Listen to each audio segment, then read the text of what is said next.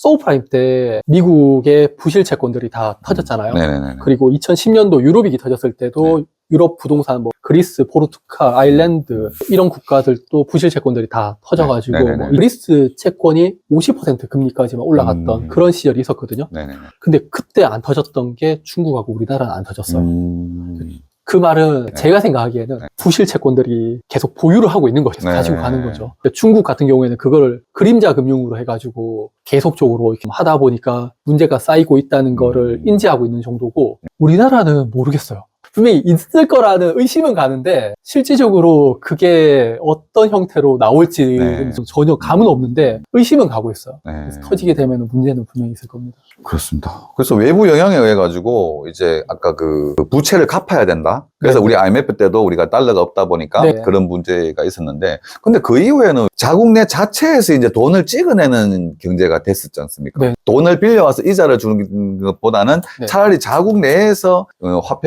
돈을 찍어내가지고 경제를 돌려서 이자 나가는 부분을 좀 줄이고, 그 대신에 이제 인플레가 좀 될 수는 있겠죠. 네. 돈을 많이 찍어내다 네. 보니까. 전 세계적으로 좀 예전보다는 돈을 빌려서서 이자를 줘야 되는 그런 상황은 예전보다는 좀 줄어들지 않았을까요? 실제 통계 자료를 보게 되면 우리나라 외부 부채가 계속 증가, 네, 데이터를 보면 외부 부채가 계속적으로 증가해가지고 네네네. 돈을 계속 빌리고 있고, 지금 은행 대출 금리가 한 4% 좀 넘나요? 네네네. 네, 뭐 그렇게 하는데 그 금리 이름 잘 모르겠는데, 예전에는 원래 리보 금리 사용했었는데 네네네. 미국 뭐 테드 스프레드나 그걸 사용했었는데 최근에 미국에서 자기들 금리로 바꿨어요. 우리나라 은행이 미국한테 달러를 빌릴 때 지급하는 이자가 최근에 좀 떨어져서 한 4%대거든요. 은행 입장에서는 미국에서 달러 빌려와가지고 우리나라에 돈 빌려주게 되면은 그냥 수익을 못 보는 그렇죠. 그런 금리 상황이 지금 만들어져 있고, 그리고 정부 입장에서도 최근에 계속적으로 돈을 찍어내고 있고, 뭐 네. 기본소득법도 이제 네. 나오게 되면은,